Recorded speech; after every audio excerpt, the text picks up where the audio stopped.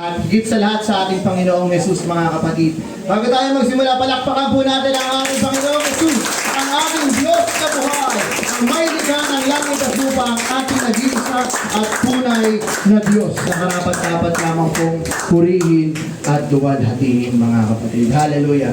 So mga kapatid, labis ako nagagalak dahil nakikita ko na naman kayo.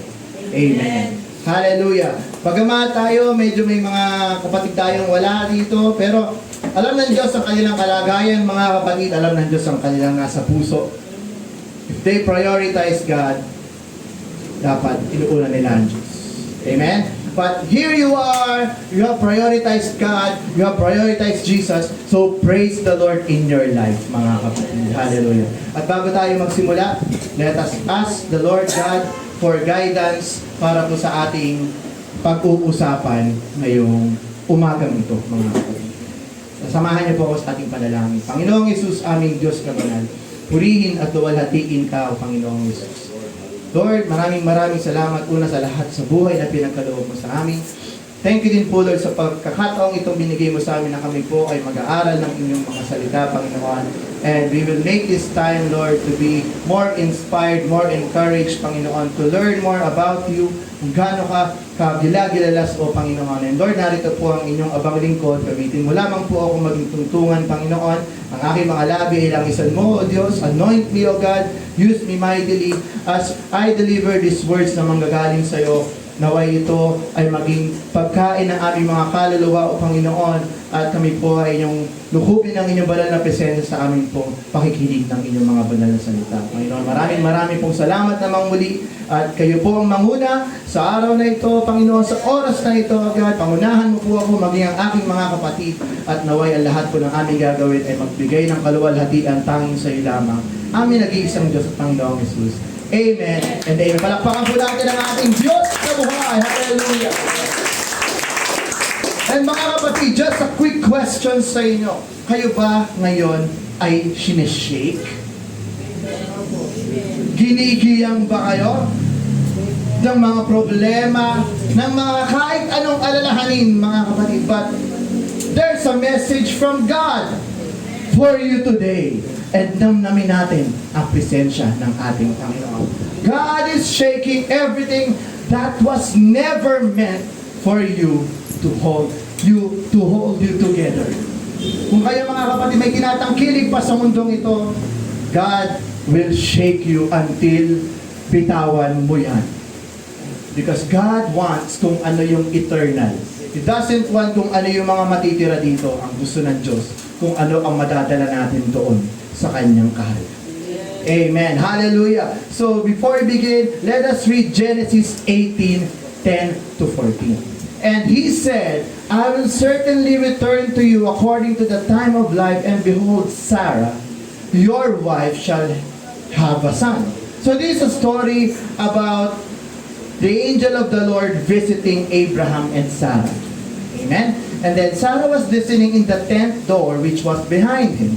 Sa 11, now Abraham and Sarah were old. Mga matatanda na po silang mag-asawa. Well advanced in age. And Sarah had passed the age of childbearing. Hindi na po siya pwede makanak. Mga kapatid, matanda na lola na. 12, therefore, Sarah laughed within herself, saying, after I have grown old, ngayon matanda na ako. Tapos, I shall have pleasure, my Lord, being old also. Matanda na rin si Abraham, may mangyayari pa ba sa amin? Sabi sa 13, and the Lord said to Abraham, why did Sarah laugh? Bakit tumawa yung asawa mo? Saying, shall I surely bear a child since I am old? Tinatanong niyan ang mensahe ng Diyos na, bakit ako magkakaanak? Matanda na ako. 14, is anything too hard for the Lord? Meron bang mahirap sa Diyos? Wala, mga kapatid. At the appointed time, I will return to you according to the time of life, and Sarah shall have a son. Purihin po ang ating Panginoon Diyos sa pagkakabasa ng kanyang banal na salita, mga kapatid. And what's the message of what we have read, mga kapatid? That there is nothing impossible sa ating Panginoong Diyos. Amen. na kahit ano pang kalagayan mo, kahit ano pang dinadanas mo ngayon, if you trust the Lord, He will give you what you need according to His time. Nothing is too hard for the Lord. Amen po mga kapatid? And our God is an infinite God. He has no limit. Di ba kanina pinag-aralan natin ng mga angels? Angels have limitations. But God is infinite. He is omniscient. He is omnipotent. He is omnipresent. Ang ating Diyos nasaan man dako. God is all-powerful. He is all-knowing. Alam niya lahat. He is capable of everything. Kaya niyang gawin kung naisin niya. Mga kapatid, ganon kakapangyarihan ang ating Diyos. There is no limit of what God can do. Sa iyo, sa akin, at sa kahit kanino mang tao. At lalo-lalo na sa anak ng Diyos. Amen. Lahat kayang gawin ng ating Panginoon. At sabi sa Psalms 147:5, mga kapatid, great is our Lord, and mighty in power. His understanding is infinite. Tayong mga tao, mga kapatid, sabi sa science, we have only unlocked, 5% lang ng brain natin.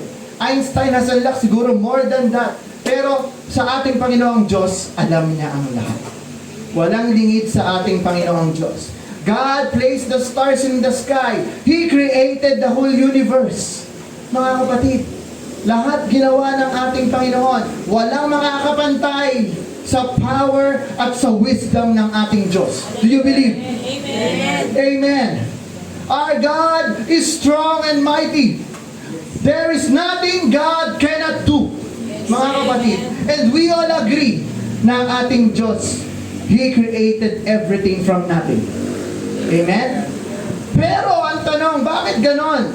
Sa buhay natin mga kapatid, we always question God, Lord, kaya mo ba ito sa buhay?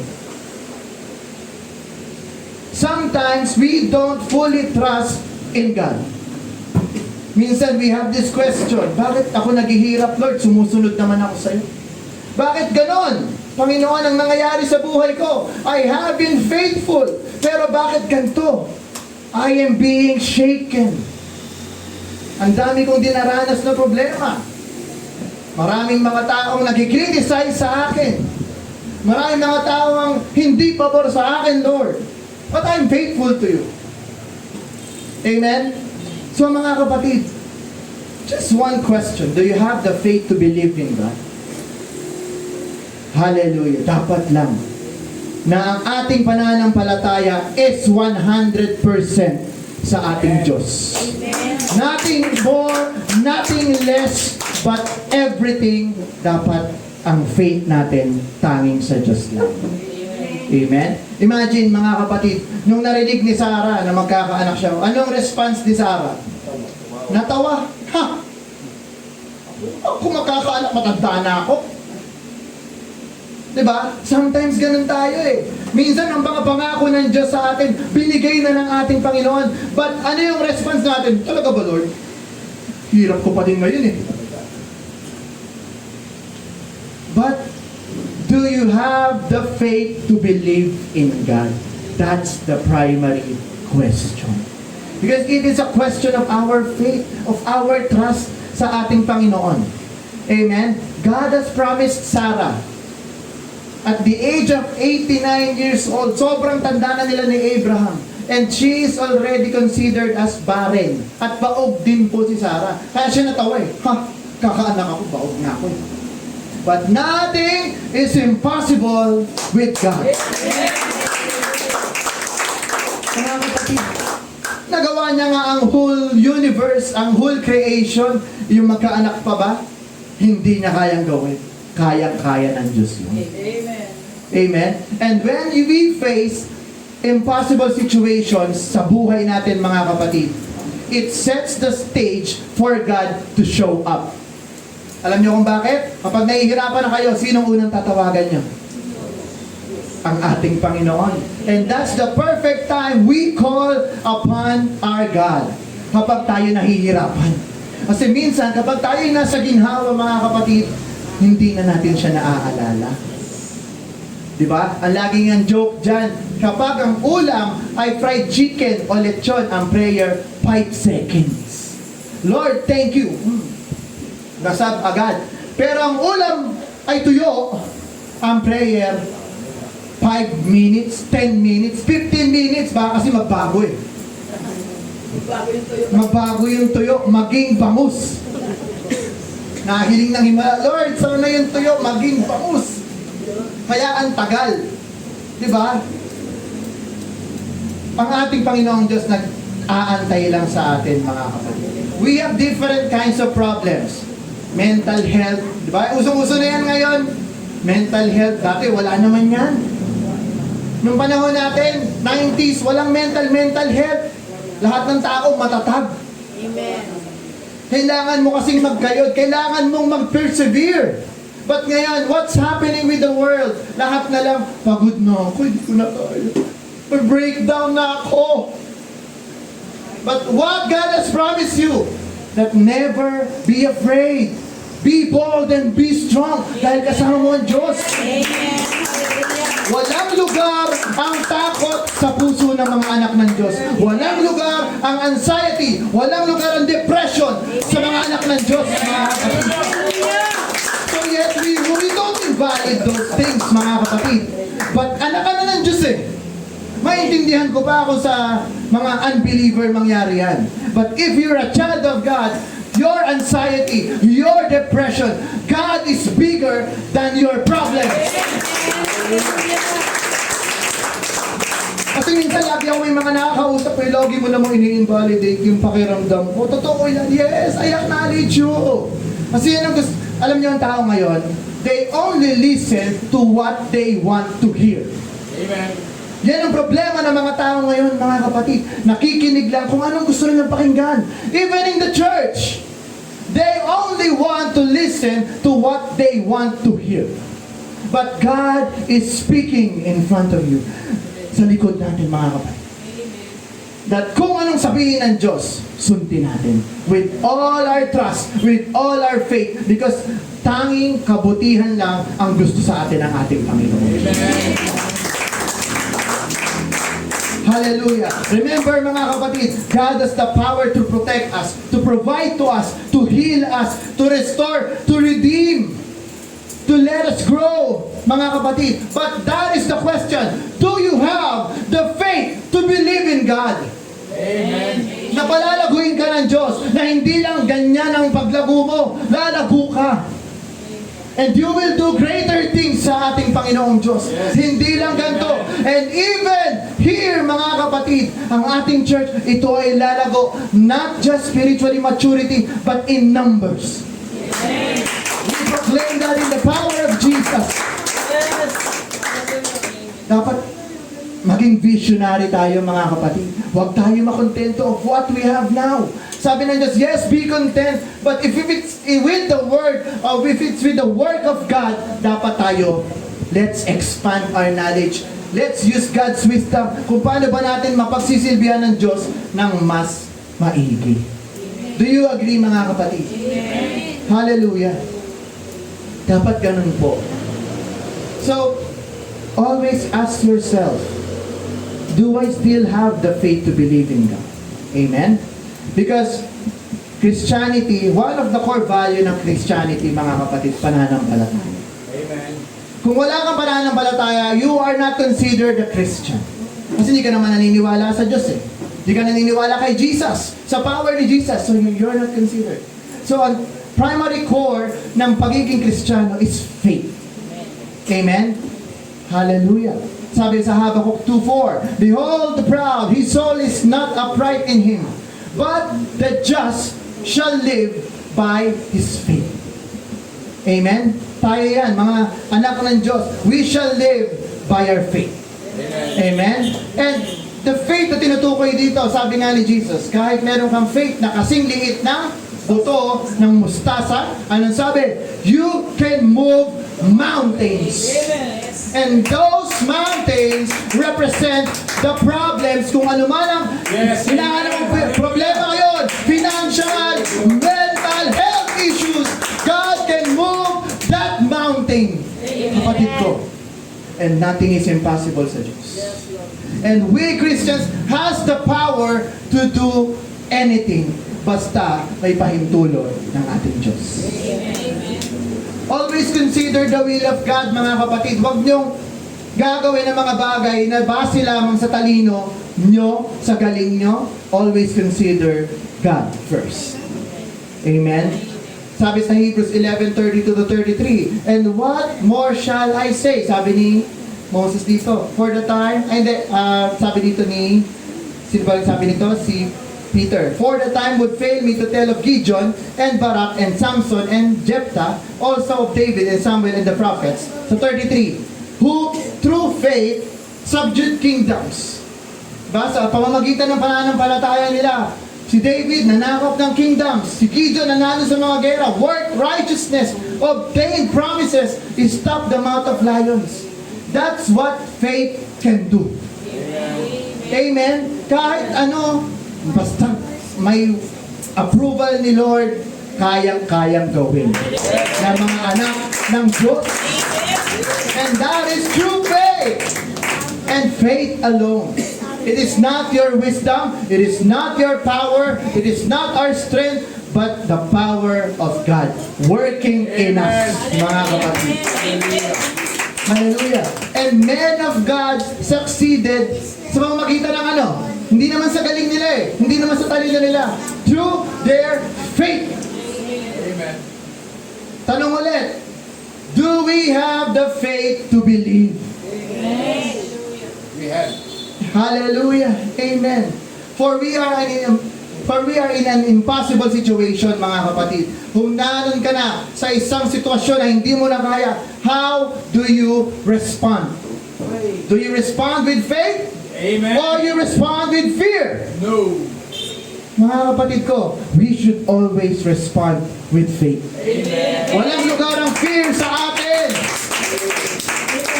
Mga kapatid, your response matters. Kasi kung paano kayo mag-respond sa Diyos, doon mauhubog yung life nyo. Amen. That's how you build your life. How you respond to the call of the Lord. Pag tinawag ka ng Diyos, feed my sheep. Pakainin mo ang tupa. Huwag mong sabihin na, Lord, kulang pa ako eh. Lord, hindi pa ako equipped. Lord, di ko kaya. And that's where you choose fear.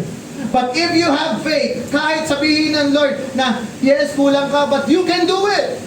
Gawin mo. Because God is with you. If God is with us, who can be against us? And that's how you practice your faith. Kasi mga kapatid ko, yes, may knowledge tayo about faith, but you without practicing your faith, nawawala yung value. Nananampalataya ka pero hindi mo pinapakita sa gawa mo. Sabi nga ni James eh, show me your faith and I will show you my faith through my works. Amen. Gumawa. Faith with action. That's how Christians do. Hindi lamang tayo professing Christian na, yes, I'm a Christian. Naniniwala ako sa Diyos. Mabuti ang Diyos. Pero hindi pinapakita sa buhay nila ang kabutihan ng Diyos. Dapat kung mabuti ang Diyos sa buhay mo, dapat nakikita ng tao ang kabutihan sa iyo. Kasi maraming Kristiyano, oo, nananampalataya ako sa Diyos, pero hanggang utak lang ang pagkakaalam sa Diyos. Kasi hindi ina-apply sa buhay. Kahit gibain tayo ng kahit anong problema, kahit awayin tayo ng kahit sino magtao, patuloy lang tayo sa Diyos. Kanino ka ba naglilingkod? Sa tao? Kay pastor? Sa church? Hindi. Sa Diyos ka naglilingkod. Amen. Kahit anong mangyari, kahit pagbawalan ka, i-push mo lang. I-push mo lang. Dahil mas mahalaga ang Panginoon kaysa sa anumang bagay dito sa mundo. Amen? Nothing else matters. Kaya nga, tayo ay niyayanig, ginigiba ng Diyos para matanggal natin yan. Yung mga bagay na kailangan nating bitawan. Para ang matira, yung mga kaya nating dalhin doon sa buhay na walang hanggan. Hallelujah. Amen. Why do do we experience discouragement? Yan ang laging tanong. Bakit pag Christian lagi na lang may mga away dito, away doon. Lagi na lang may nakakatisod. Bakit? Isa lang po ang tanong niya. Ay, ang sagot diyan mga kapatid. Because we are in a battle. Amen. If you are living comfortably, being a Christian, baka hindi ka anak ng Diyos. Because no one is greater than His Master. Yes. Ang ating Diyos nagdusa. So ikaw, ano ka? Sitting pretty ka dyan? Magdudusa tayo mga kapatid. And there is suffering when we follow Jesus. Because we need to deny ourselves, take up your cross, and follow Him.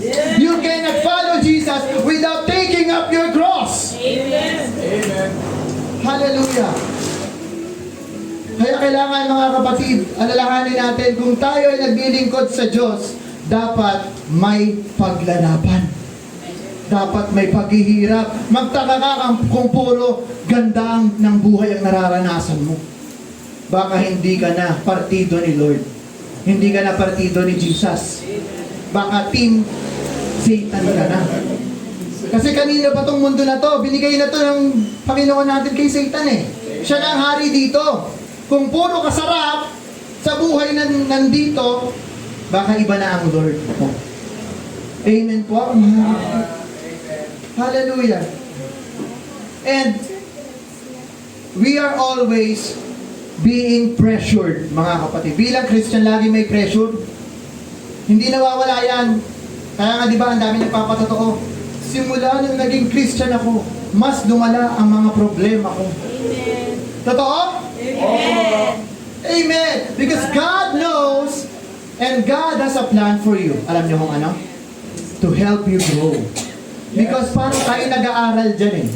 Di ba? Nung tayo mga bata pa, anong pinag-aaralan natin? Paano magsulat, paano magbasa. And then, nung naging elementary tayo, natuto tayo about math, about science, as high school. Habang tumatagal, pahirap ng pahirap, di ba? And that's how life is.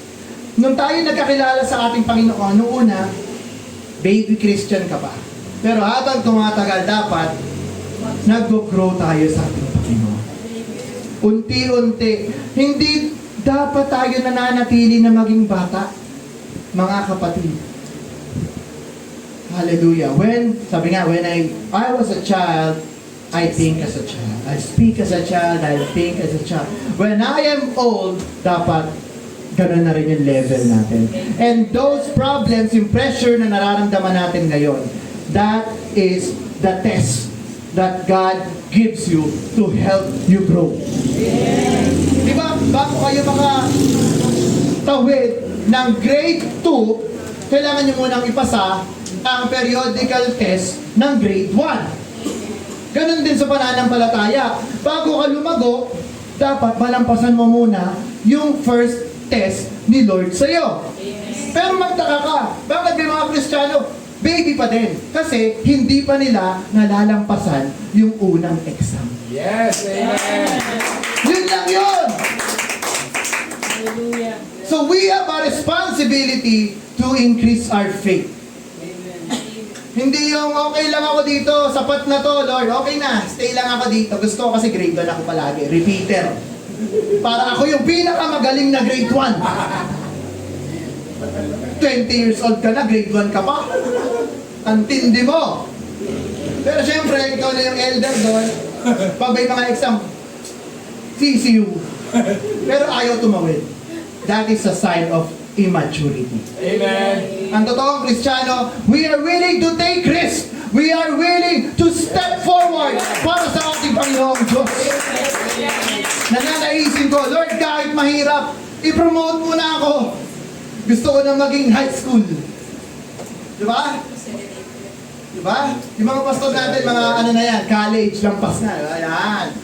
Pag yung mga nagtuturo na, ano na yan, nasa first, second year college. Gusto niyo ba yan mga kapatid? Mag-excel tayo sa ating Panginoon? Dapat lang. Kasi ang gusto ng Diyos, makilala natin siya ng mas higit pa sa kung paano mo siya kilala ngayon. Hallelujah. And sabi rin po sa Psalms 92:12, the righteous shall flourish Anong flourish? Lalagana. Mag-ano, tutubo, sisibol, like a palm tree. He shall grow like a cedar in Lebanon. Ba't ko nasabi ang cedar sa Lebanon? Kasi kilala po yung Lebanon. Kaya nga nasa flag nila yung cedar. Kasi napakayabong po niyan. And tayong mga Christians, kahit tayo sinusubok ng Diyos, anong sabi? If you are righteous, you shall flourish. Amen. Lalago. Amen. Kayabong. Kahit sa ngayon, akala mo sobrang pressured ka, diin na diin ng Diyos, diin na diin ka ng mga problema, but after those challenges, yayabong tayo. Amen. Sabi nga ng mga napakinggan ko, sabi ng mga pastor, before nila na-receive yung anointing nila, mga kapatid, before they have adhered to the calling that they have, ang dami nilang dinanas na problema. Because God is preparing each and every one of us. Kasi kung ikaw ay may calling, kapatid ko, paparanasin ka talaga ng Diyos ng sandamakbak na problema para i-test ang faith mo. Hanggang saan ka? Kapag napagtagumpayan mo yon, the next is andyan na ang mga pagpapalang inihanda ng Diyos para sa iyo. Amen, mga kapatid. Maniwala lang tayo sa mga pangako ng ating Panginoong Diyos. So, i-push lang natin ang pressure. Push lang. Laban lang. Huwag tayong susuko, mga kapatid. Amen. Huwag tayong aalis. Huwag tayong magtatampo.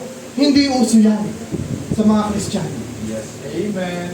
Dapat ang tampo nga, dapat hindi pinapalipas ng isang araw yun. Ang galit, hindi pinapalipas ng isang araw yan. Maniwala kayo, mga kapatid. Dahil tayo, mga anak ng Diyos, wala na tayong puwang dyan. Sasayangin mo pa ang oras mo, kakaisip dun sa taong napagalitan mo or kahit ano man, hindi ka pinatawag. Isipin mo na lang ang Panginoon. Kapag inisip mo ang Diyos, everything will go right sa buhay mo. Hindi ka maliligaw. Hindi ka magkakamali. Amen? And mga kapatid, Satan wants to break you. Gusto tayo sirain ni Satan. Gusto kanyang bugbugin. Gusto kanyang pahinain. But God wants us to be strong. Amen. Resist the devil. Ano sabi? And he will flee from you.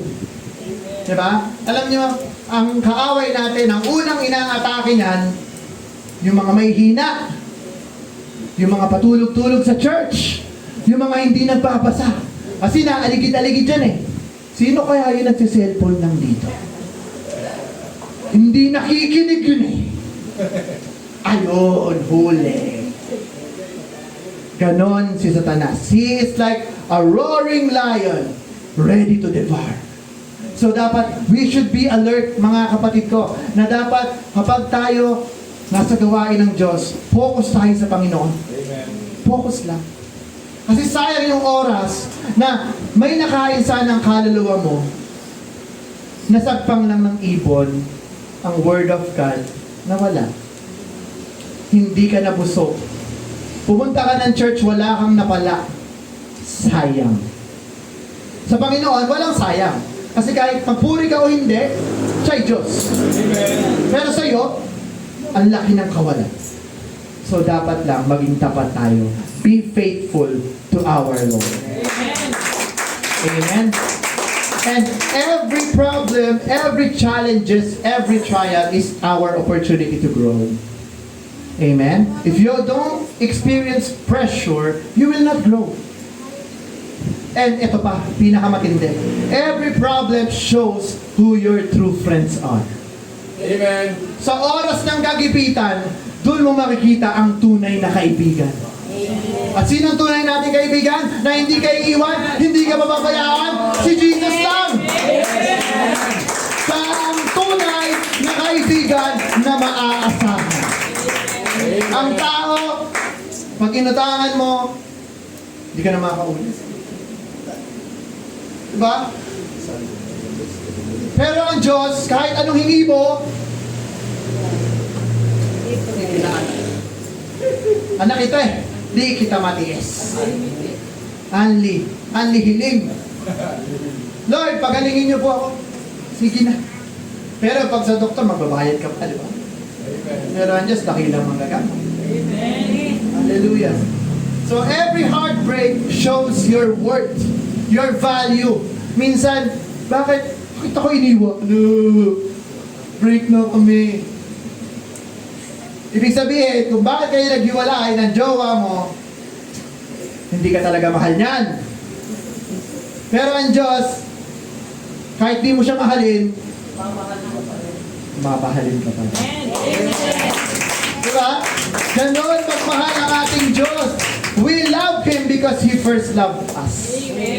Ang tao, kailangan mo muna magpapogi, kailangan mo magpaganda, kailangan mo mag-effort, kailangan mo maglabas ng pera. Siyempre, mag-date kayo eh. Pero sa Diyos, isa lang kailangan ng Panginoon sa atin. Faith! Amen. Do you have faith to believe? Yan ang lagi kong tatanong sa inyo ngayon. So, dapat maniwala lang tayo, mga kapatid. Amen? And God will always allow these problems na mangyari sa buhay natin. Satan tempts, but God tests. Yan ang lagi niyang tatandaan. Kung meron kayo mga dinaranas na kabigatan, if it's from God, it's a test. Ibig sabihin, kailangan niyo yan ipasa. Hindi niya kailangan takasan. Maraming Kristiyano, mga kapatid, anong ginagawa? Takas! Takas! May nangyari masama dito, lipat ako! Kabila! May nangyari ulit, balik! Lipat ulit! Mga kapatid, ang problema hinaharap. Hindi tinatakas. Mga kapatid, I'm not being subjective here. This is the Word of God. And we should always learn from the Word of God. Hallelujah. Kasi walang mangyayari if we keep on running. Run, run, run, run, run. Hahabulin ka lang ng hahabulin. Yes, amen. Hanggang sa mapagod ka, and then you will surrender. Ayoko na. But if you face it, kasama mo ang Diyos. Kasama mo siyang haharap sa mga kalaban, sa mga adversities, sa mga challenges, sa mga trials na inihanda niya. Kasi siya rin naman nagbigay niyan. Kasi sa tuwing may problema, may tinuturo ang Diyos.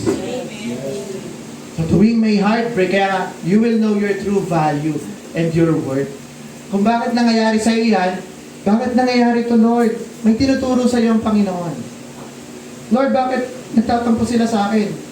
Kasi hindi ka marunong magpatawad eh. Kasi naayos kang galit eh. So it's not always about them. Sometimes it's about you. Amen. Examine your hearts, mga kapatid. Kasi minsan, we always put the blame sa iba. Siya kasi, ikaw kasi. Pero hindi natin sinasabi, ako kasi. Wala. Sa lahat ng argumento, lagi na lang paturo. Walang nagte-take ng accountability. But what God is saying, that kung ikaw ay totoong mananampalataya, you should be accountable sa mga kasalanang ginagawa. Amen. Before you look sa buwing ng mata ng iyong kapatid, tingnan mo muna yung sa'yo. Baka troso na yung nakabara, hindi mo pa alam. Mga kapatid ko, gising tayo. Gising. Hindi na dapat ito nangyayari. Eh, may malapit na ang pagbabalik ng Diyos. Tapos ganito pa. Mga kapatid ko, focus tayo sa Panginoon. If you will focus to the Lord, everything will go right. Amen. And sino pa nga nag-glorify sa tuwing may mga nag-aayos, sa tuwing may mga nangyayari maganda? Walang iba naman kundi ang ating Panginoong Diyos. Diba? Kapag may mga nangyayaring mabuti, hindi naman tayo nag-glorify. Nag-glorify ang ating Panginoon. Amen. Amen. Hallelujah.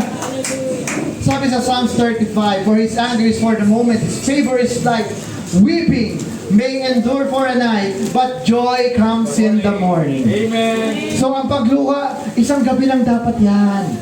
And then, paggising natin, bagong simula, bagong umaga sa piling ng Diyos.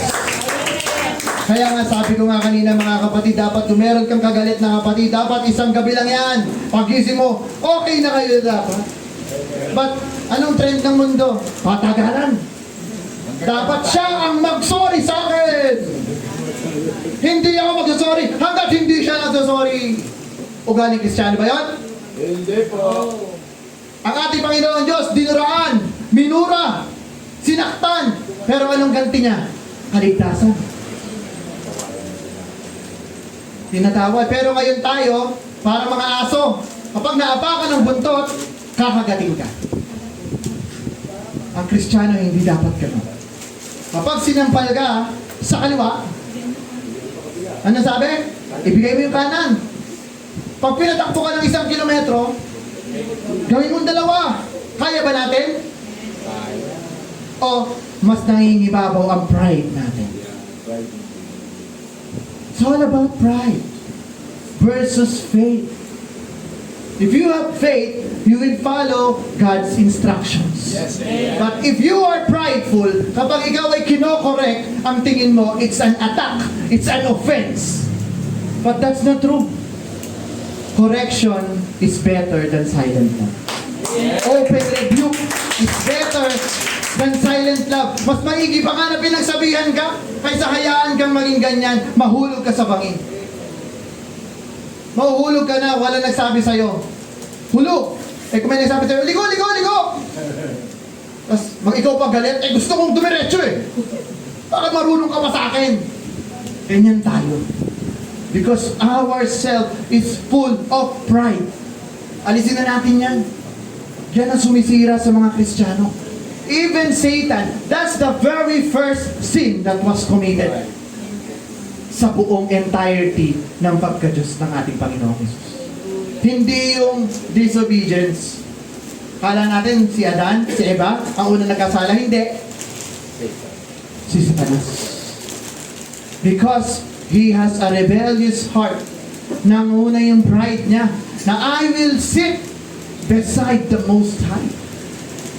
Pero at least naman, meron naman siyang medyo preno. Katabi lang. Pero ano sabi ng Diyos? There is none beside me. There is none before, after. Siya lang. Kaya nga, naniniwala tayo na iisa lang ang Diyos eh. Amen. Dahil walang pwedeng tumabi. Walang pwedeng mauna. Walang pwedeng sumunod. Sasabihin ng iba, adi, si Jesus sumunod eh. Diba? Kasi late na siya dumating. O sasabihin naman ng iba, di nauna pala si Jesus kasi siya yung creation. Siya yung nagandang creation. Iisa lang talaga ang Diyos. Never question the Bible. Kailangan mo lang maniwala. Faith. Diba? Kasi ang tao ngayon, they tend to believe what they know. They tend to believe what they see. Dapat may proof ka, Brother Ray, Brother Miss. Kailangan paliwanag maigi, bakit ba isa ang Diyos? But God has a message for each and every one of us. Kung kayo'y maniniwala sa Diyos, maniwala kayo na may pananampalataya. Kung sinabi niyang siya'y isa, siya'y iisa. Amen. And that's how it is. Huwag kayo maniwala sa kung kaninong tao nagsabi, kung kaninong doktrina man ang galing yan, dahil gawa lang yan ng tao. Paniwalaan nyo kung anong sabi ng ating Panginoong Diyos. Yun lang. And that's how God tests your faith, mga kapatid. Amen? Ang sabi din mga kapatid, everything is easy for God. Lahat madali. Walang mahirap. Nothing is too difficult for Him. Walang mahirap sa Diyos. Kaya kinakanta natin yan, di ba? Walang mahirap sa'yo. Totoo. Walang mahirap. Yung universe nga, nagawa niya eh. Yung problema mo pa, hindi niya kakayanin, kayang-kaya yan ng ating Panginoon Diyos. Basahin natin. Kung makikita natin mga kapatid, I have 3 examples here. Una, yung babae na inaagasan ng dugo for 12 years. Yung 10 lepers and si blind Bartimaeus. Anong sabi ng ating Panginoong Diyos after na pagalingin sila? Anong sabi ni Jesus? Your faith has made you well. No? Your faith has made you well. Amen. Mababasa natin yan sa Luke 8. Yan. Kung gusto niyo mabasa ang story ng babae inaagasan ng dugo, just a short summary of what happens. Pinaglaban niya yung paghawak sa damit ng ating Panginoong Jesus. Sa dami-dami ng multitudes ng tao, mga kapatid, sinuog na yon. Imagine niyo, inaagasan siya ng dugo for 12 years. Hinang-hina na yon. Wala nang energy yung tao na yon. Pero anong ginawa niya? She pushed through the crowd. Mga kapatid, ginapang. Siguro, gumagapang na lang siya. mahawakan ko lang ang laylayan ng Panginoong Jesus, gagaling ako. Habang yun ang nasa isip niya, imagine niyo yung hirap na dinanas niya. And then after that, she has touched yung laylayan ng damit ng ating Panginoong Jesus. And what happened, mga kapatid? She was healed in that instant. In that instant, mga kapatid, gumaling ang babaeng ito. Bakit? It's because of her faith. Because yun ang nasa isip niya, na mahahawakan ko lang ang laylayan ng Panginoong Jesus. Gagaling ako. And it happened. Because God permitted. Di pa nga pinarmit ng Panginoong Jesus yun eh. Kasi nagtanong siya eh, sa mga disciples, sino humipo sa akin? May lumabas na kapangyarihan sa akin eh. So ganun po ang pananampalataya. Even God, kung napakalakas ng pananampalataya mo, i-permit na yan sa'yo. Diba? And there is power of faith, mga kapatid, because she is expecting that she will be healed. And she was healed by the power of Jesus. Amen? That was activated by her faith. Dahil sa pananampalataya, lumabas ang kapangyarihan mula kay Jesus. Binigyan siya ng kagalingan. Pero hindi nagalit ang ating Panginoong Jesus sa kanya. Ang sabi niya, nung nakita niya ang babae, hinanap niya. Sino ba yun? Ako po yun. Sige. Your faith has made you well. Humayo ka at huwag ka nang magkasala. Yan po ang mensahe ng ating Panginoong Diyos sa atin. Lahat tayo may mga karamdaman. Lahat tayo patay sa kasalanan. But binigyan tayo ng faith ng ating Panginoon. At anong message ng ating Panginoon? Na we have made been well by our faith and sin no more. Pag anak ka na ng Diyos, dapat we sin no more. Pero mahirap, no? Hirap. Mahirap. Not to sin. Kasi habang tayo nasa flesh, ang flesh natin, ang dinedesire nito, kasalanan. Kahit anong iwas natin, dun pa rin tayo, tinutungo nitong laman na ito. Pero paano natin ito masusupil, mga kapatid? Pahinain ang katawan, ang flesh, palakasin ng espiritu. Paano natin palalakasin? Sa gawain ng ating Panginoong Diyos, pagbabasa ng kanyang mga salita. Prayer! Let's do eternal things. Huwag yung earthly things, mga kapatid. Amen? And God responds to our faith according to His will. Kung pinahintulutan ng Diyos, so be it. Kung ikay may pananampalataya pero ayaw ng Diyos, tanggapin mo. Okay lang dapat. Diba? Kasi alam ng Diyos kung anong bagay, kung anong nararapat sa iyo. Kung hinihiling mo, Lord, sana ganitong panahon okay na. Pero hanggang ngayon hindi pa rin. Ibig sabihin, may plano pa ang Diyos para sa iyo.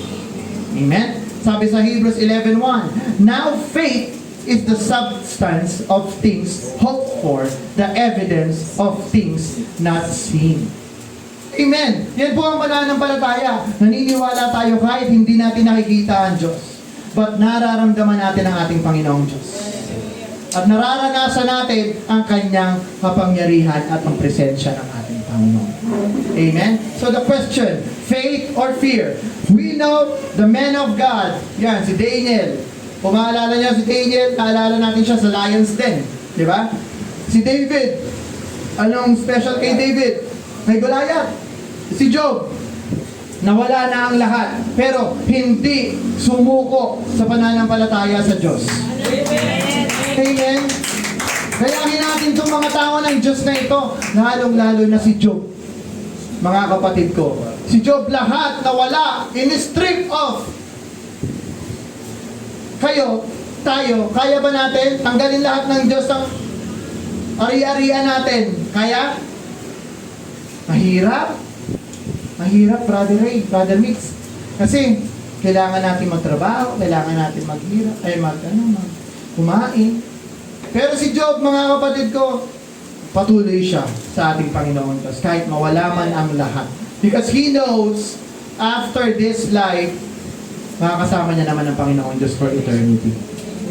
Diba? Ganun po ang kaibahan ng mga Kristiyanong totoo. Ang Kristiyanong totoo, hindi natitinag ng anumang problema. Kasi they know, temporary lang to. Malalampasan ko rin to. Hindi naman habang buhay ganito ako. Diba?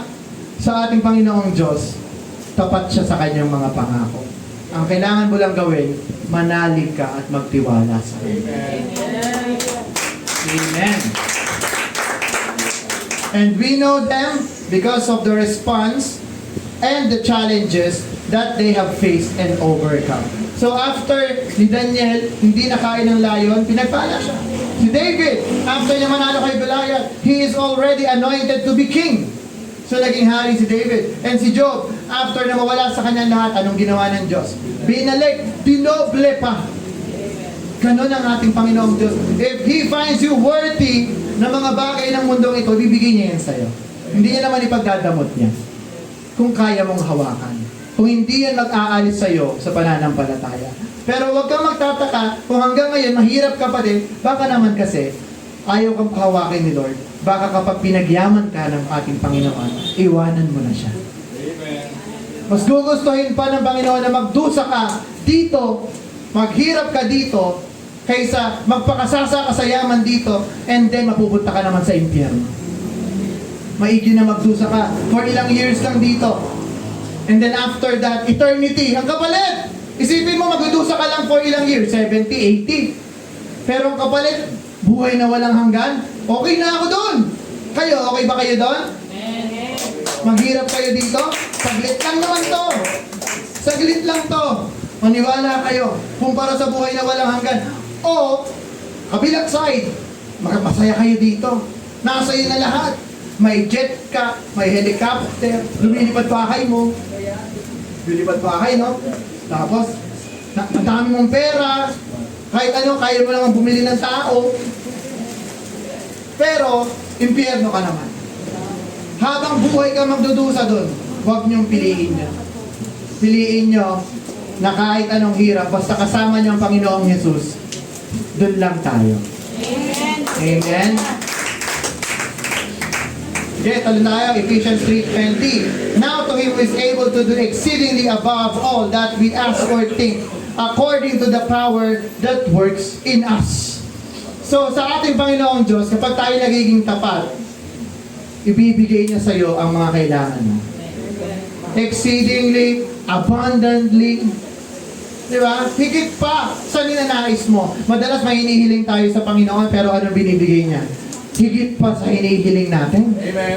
Ganun lagi magbigay ang ating Panginoong Isus. Higit pa sa inaasahan mo. Hindi madamot ang Diyos. Kaya ka lang hindi binibigyan pa sa ngayon kasi kailangan mo munang matuto. Amen. Maghawak ng mga bagay na hindi mo pa kayang hawakan. Ganun lang po yun. If you are asking blessings from the Lord and then you are waiting, habang naghihintay ka, magpaturo tayo sa Panginoon. Lord, ano bang dapat kong gawin para makamtan ko mga promises mo? At pag nakita na ng ating Panginoong Diyos na ikaw, you are deserving to get those things, ibibigay niya yun sa'yo. Diba? Hindi naman po puro dusang paglilingkod natin. May mga wins din naman tayo sa ating Panginoong Diyos. Even the men of God, they also have these blessings na ibinigay ng Diyos sa kanila. Because that's what God has promised. Pero bago nila na-receive yun, sa kandamakmak na hirap, alalahanin niyo si Joseph na anak ni Jacob. Diba? Na ang dami niyang dinanas na hirap after niyang ma-receive yung promise sa kanya na luluhod sa kanya ang kanyang mga kapatid at ang kanyang magulang. Diba? Hindi naman agad nangyari. Ang dami niyang dinanas. Ilang taon. So ilang taon na ba ang problema mo? Kung higit pa yan sa taon ni Joseph, matakot ka na. Baka hanggang kamatayan mo na lang yan, hindi pa matupad yung promise. Pero, isa lang ang assurance ko sa inyo mga kapatid. God has His own timeline. Amen. May oras ang Diyos para sa ating lahat. Alam niya kung kailan ka magpapalain, alam niya kung kailan ka niya paghihirapin. There's a time for everything. A time to weep, a time to laugh. Every season ng buhay natin. And that's what make life beautiful. Maniwala kayo mga kapatid, doon nagiging maganda ang buhay pag may mga problema. Yes, amen. Ang pangit ng buhay pag puro kasaya. Wala eh, walang up and down. Ganun lang, dire-dire. Pangit nun! Maganda yung ganun, roller coaster. Diba? Taas baba ka. Ganun po ang buhay. Amen? And then, balik tayo kay sabi ng angel of the Lord, which is ang ating Panginoong Diyos din, why are you laughing? Is there anything too hard for the Lord? Diba? Mga kapatid ko, God is able to do things above and beyond your expectations. Amen? And God is working even if we don't see Him or feel Him. Kahit akala mo, iniwan ka na ng Diyos, gumagawa siya. Di ba may awit din yan, di ba? Even when I don't see it, you're working. Even when I don't feel it, you're working. He never stops. He never stops working. Dapat tayo rin mga Christian, we never stop believing. Sabi nga ng awit, don't stop believing, di ba? Don't stop believing. Dapat sa ating Panginoong Diyos, don't stop believing in God. Amen. Amen? Because you are designed by God. You have a destiny to fulfill, mga kapatid ko. And you should always wait for God's timing.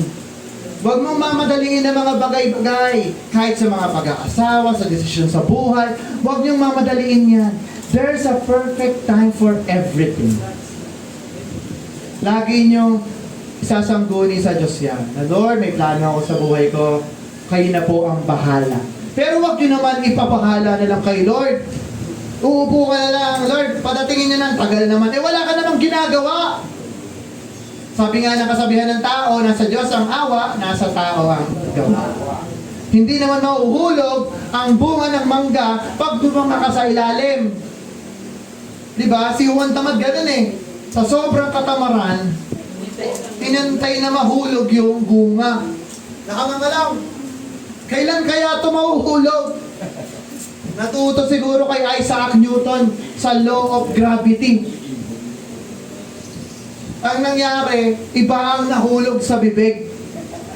May lumipad na ibon. Shoot!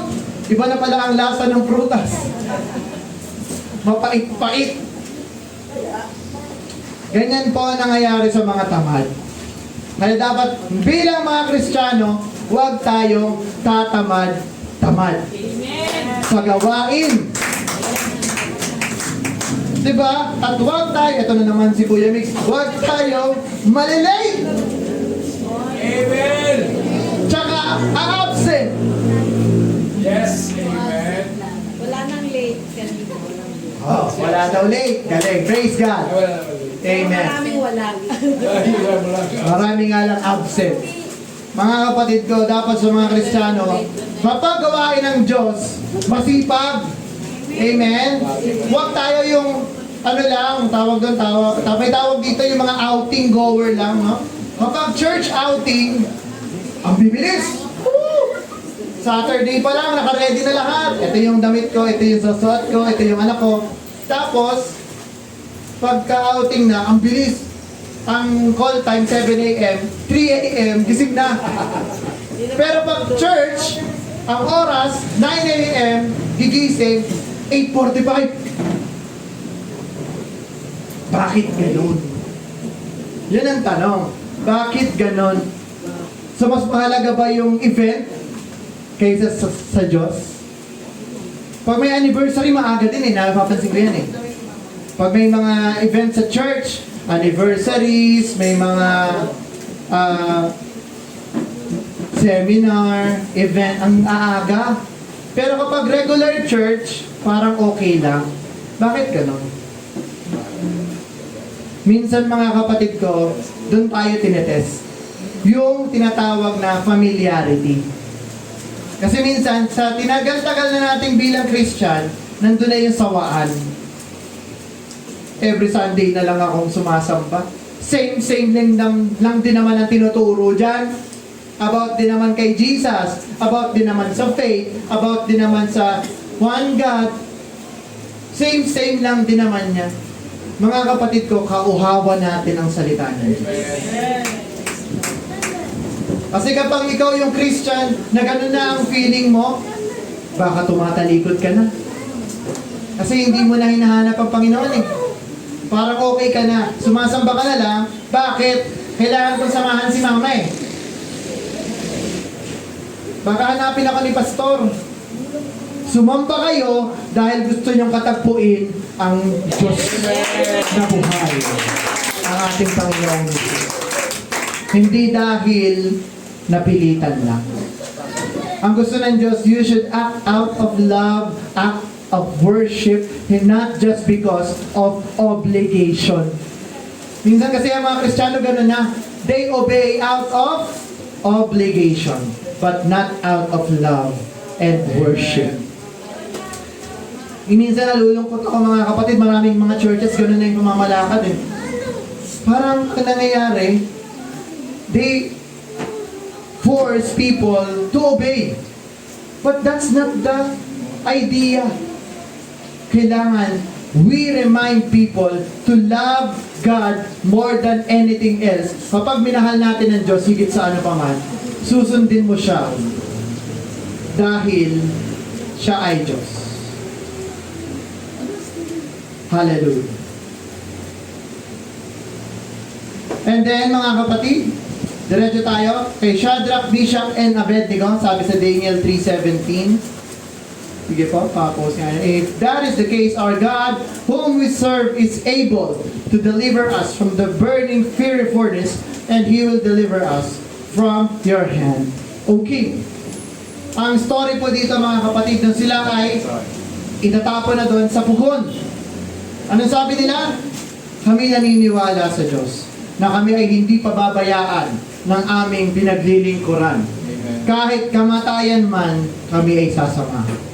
They trusted in God, mga kapatid. They didn't give up hope.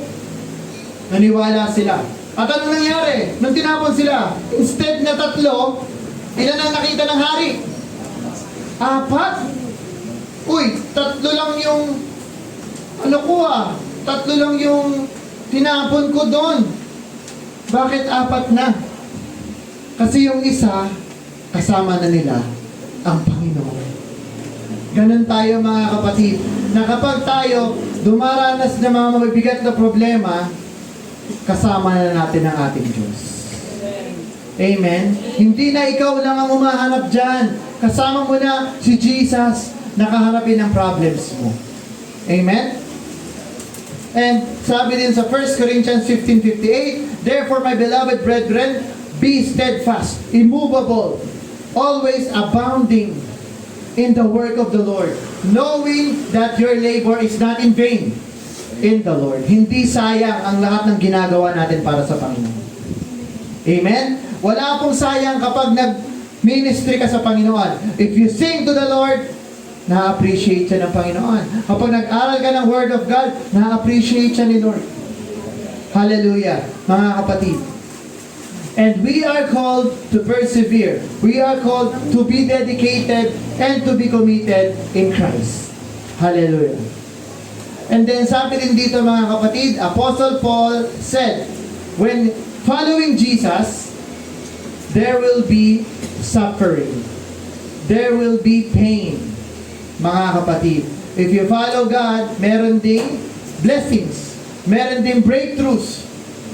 So ganun po ang pagsunod sa ating Panginoong Diyos. Following Jesus will not exempt you from the challenges of life. Hindi ka may exempt mga kapatid sa anumang problema ng mundong ito. Na kapag ikay naniwala, anong promise ng ibang mga churches? Anong promise ng ibang denominations? Na kapag ikaw ay naniwala sa kanila, sila ay bibigyan ka ng prosperity. Amen? But anong promise ng ating Panginoong Diyos? Na yes, you will receive prosperity, but also there is suffering and pain. Hindi po laging saya. Hindi po laging joy, mga kapatid. There is also pain and suffering kapag tayo ay nanampalataya sa ating Panginoong Diyos. And there are storms that we face. May mga bagyo tayong hinaharap. Bakit natin hinaharap ang mga bagyo? It is to reveal our true self. Di ba? Nung iniisip ko to mga kapatid, paano marireveal ang true self natin sa bagyo?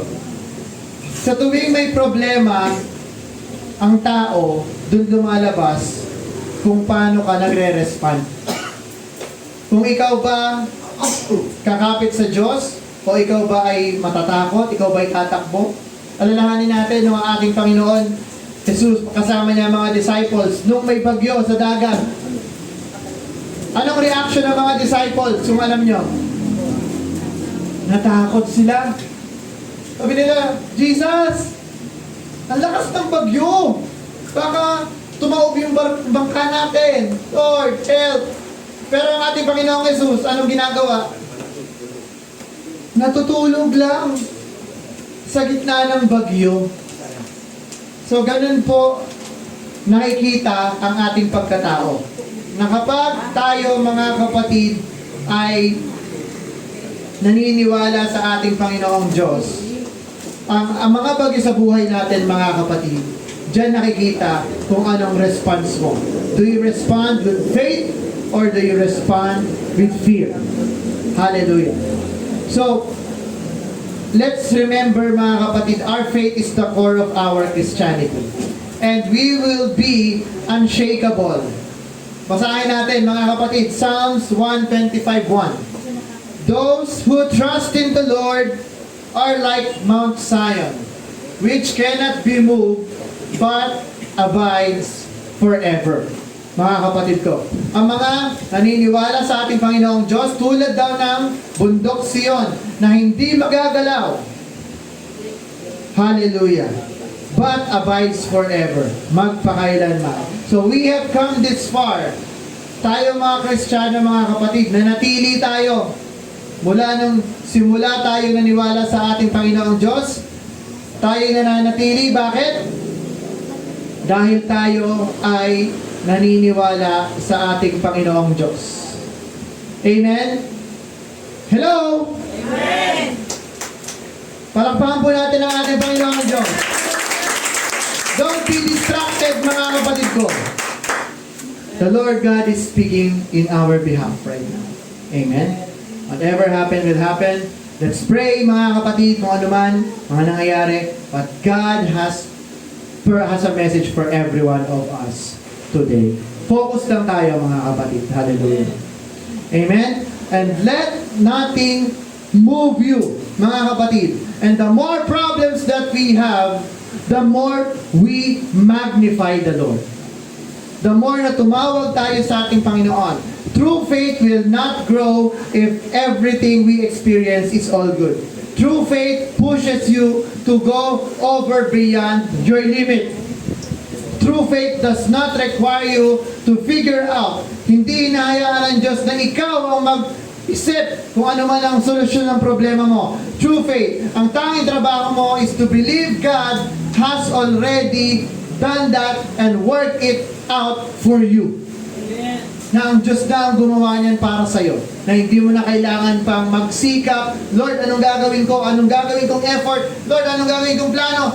Just trust in God na siya na ang gumawa niyan para sa'yo. And that's the difference of a Christian and a non-Christian. Sa isang taong hindi naniniwala sa Diyos, plano siya ng plano sa buhay niya. Paano ba ako magiging successful? Paano ba ako kikita? Paano ba ako magiging maayos ang buhay ko?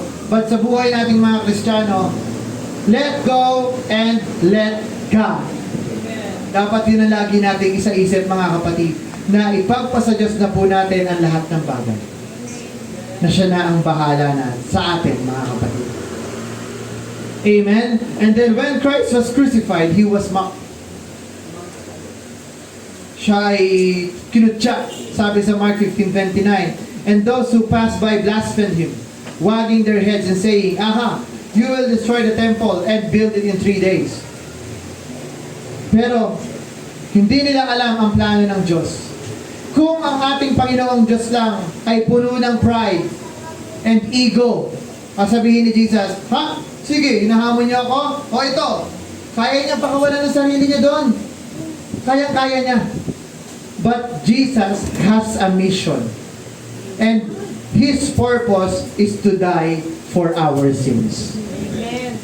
Kasi ang kaaway, mga kapatid ko, gagawin niya na ang lahat para hindi natin magawa yung purpose natin. Pipigilan ka niya, i-distract ka niya, guguluhin ka niya, nakikinig ka, may mga distractions ang iba lalagay dyan para hindi mo ma-absorb yung message ni Lord. Pero ang ating Panginoong Jesus, He stay true to His purpose na kung bababa siya doon at papakawalan ng kanyang sarili, hindi mangyayari ang salvation.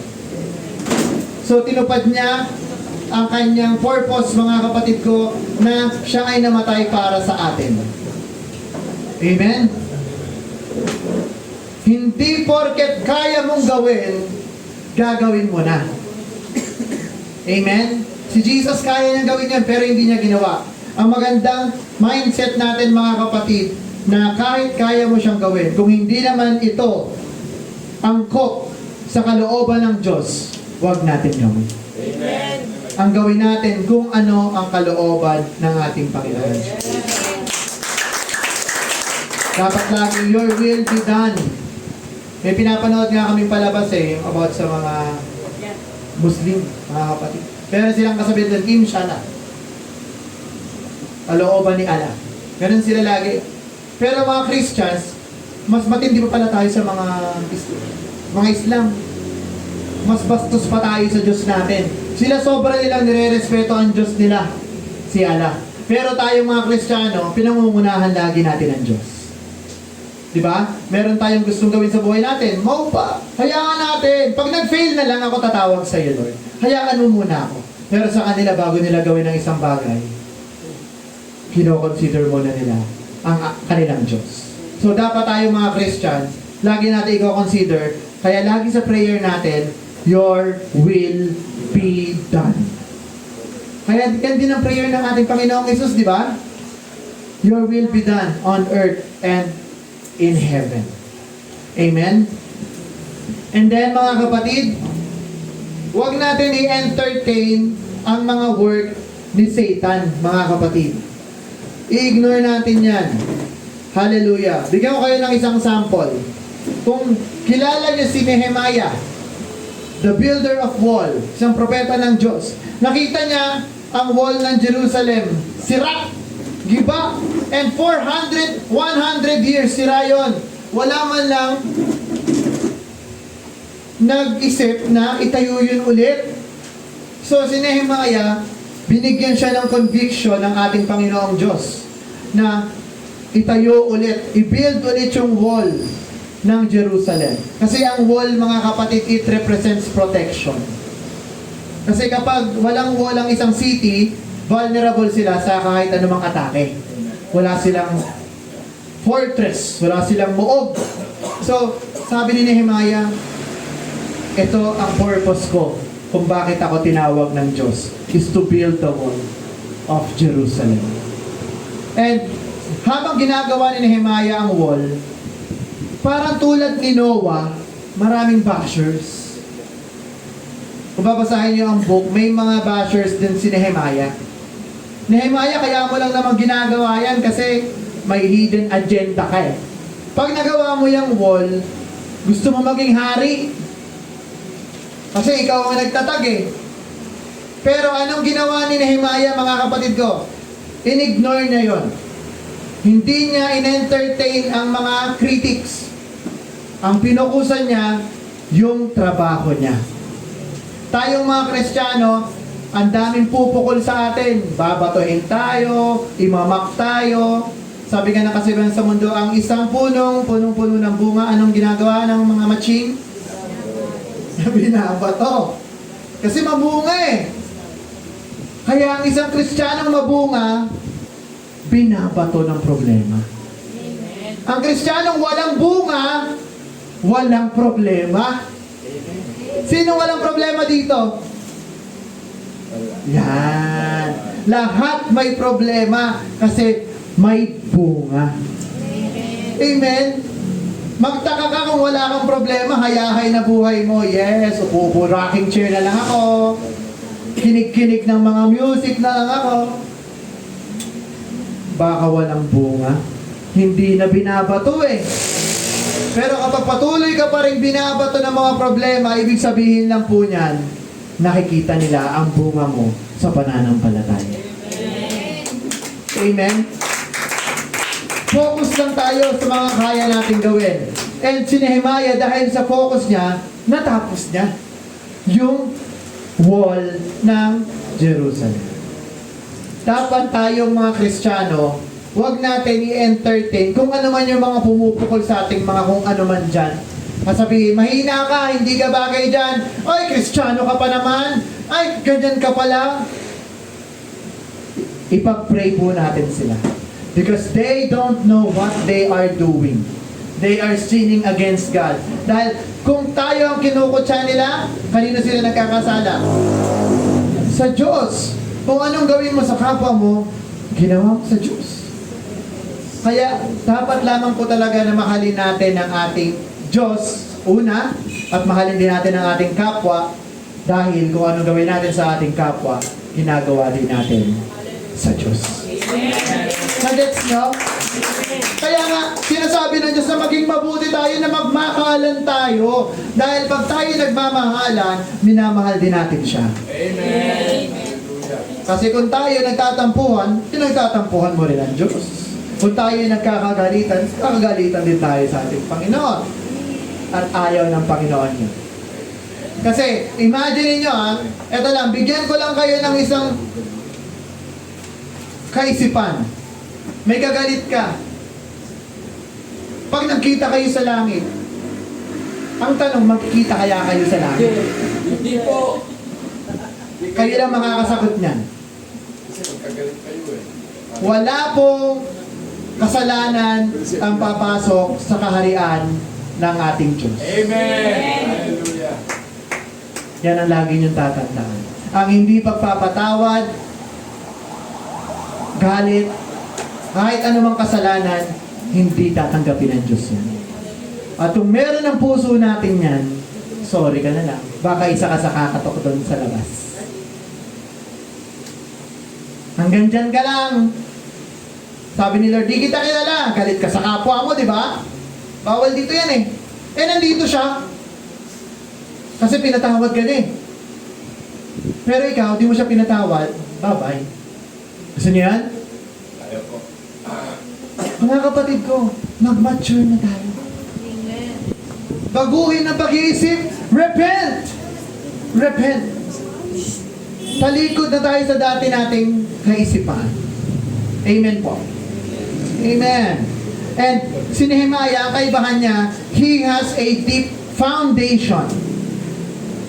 Ang mga building, ang mga bahay, bago yan itinatag, may pundasyon yan. Na kung gaano man kataas ang bahay, ganun din kalalim ang hukay ng pundasyon. Amen? Ganun po yan. Ang puno, kapag tumubo pataas, ang ugat, mas lalong bumababa. So kung kayo, kung tayo, mga anak ng Diyos, nakikita sa ating panlabas na tayo nagbabago, dapat ang pananampalataya nag-uugat palalim ng palalim sa Panginoon Diyos. Hindi yung mapang-ibabaw lang. Isang hangin lang, buwal. Kasi walang ugat. So yun dapat ang unahin nyo. Prioritize natin na kung tayo lalago sa Panginoong Diyos, huwag natin ipakita lamang sa panlabas. Unahin natin yung foundation natin. Because God is the rock of our foundation. Siya ang foundation ng faith natin, mga kapatid. The chief cornerstone. Kapag ang isang building ay itinayo na ang Diyos ang pundasyon, hindi ito magigiba. Amen. Ang tanong, are you rooted? Are you rooted in Jesus? Nakakabit ba tayo sa true vine? Kasi tayo mga Gentiles, mga kapatid, tayo ay kinabit lamang eh. Hindi talaga tayo usbong galing sa Diyos. Pero tayo mga ikinabit lamang doon. Grafted So, ang tanong, nakakabit ka pa ba? Baka ka bumibitaw na ang kabit na ugat. Amen? So, remain standing. Be unshakable. Kapag ikaw ay rooted, kahit ugain ka, hindi ka matutumba. Ganun ang Kristiyano, kahit ugain, kahit kutsain, hindi nagpapatinag. Because you will build your life in Jesus. May plano kang magpakasal? Let Jesus be your foundation. May plano kang business? Be Jesus, be your foundation. Dapat sa lahat ng bagay na pinaplano natin, malaki man o maliit, dapat si Jesus palagi ang kinoconsider natin. Dapat ganun, mga kapatid. Hallelujah.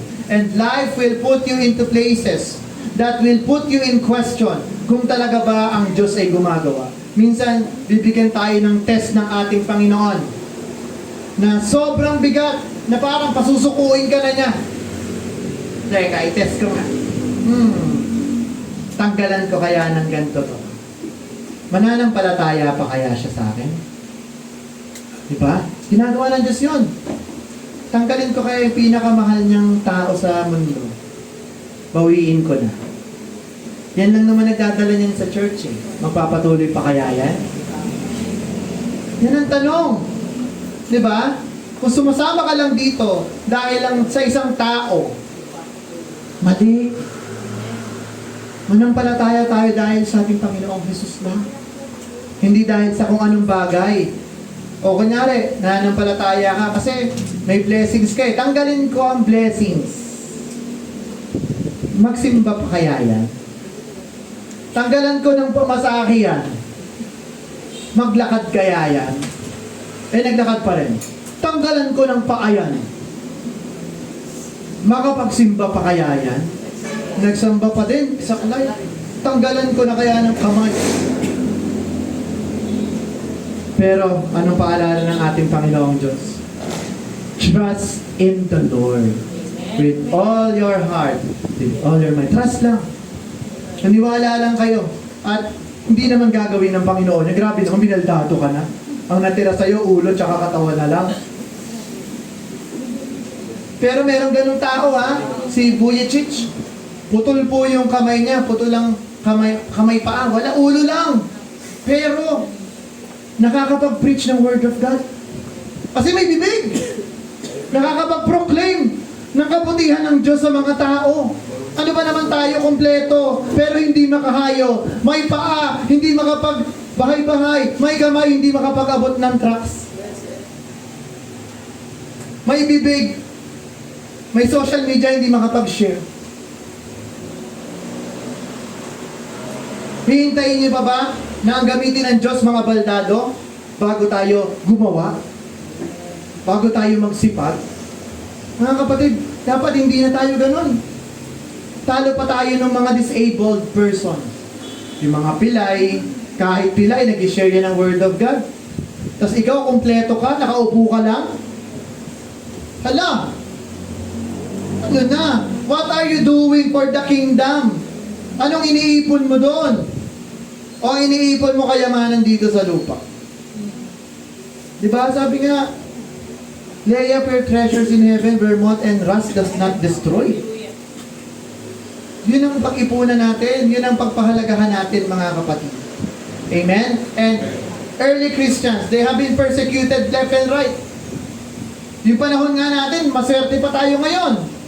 Yung mga panahon ng early Christians, anong ginagawa sa kanila? Pinapakain sa leon, binibitin, patiwarek, kinocrucify, binabalatan ng buhay, sinusunog, tapos dito, pagpunta lang sa church, tinatamad pa. Ano na? Ano nang henerasyon natin ngayon? And nakahula din po yan na habang paprogress ng paprogress ang henerasyon, palala ng palala ang mga tao.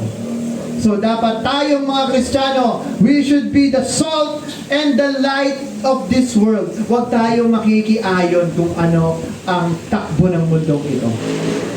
Salungatin natin ang agos. only dead fish flows in the current. Mga kapatid ko, dapat, kung ikaw ay buhay, makikita dapat sa'yo ang gawa ni Kristo, ang gawa ng ating Panginoon Diyos.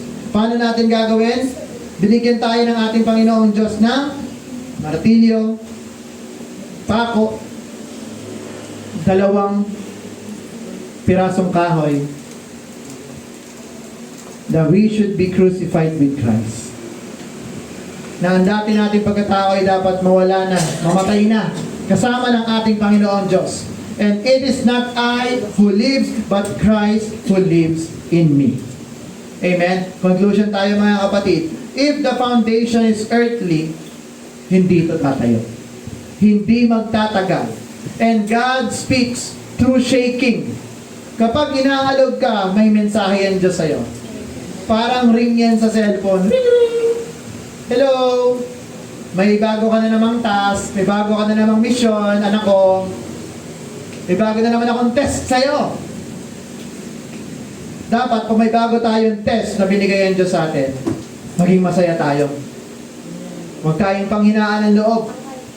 Ang isipin natin, ay, love pa ako nito. Bibigyan pa niya ako ng problema eh. Para matuto ako, para tawagin ko siya, para di ako makalimot. Thank you, Lord.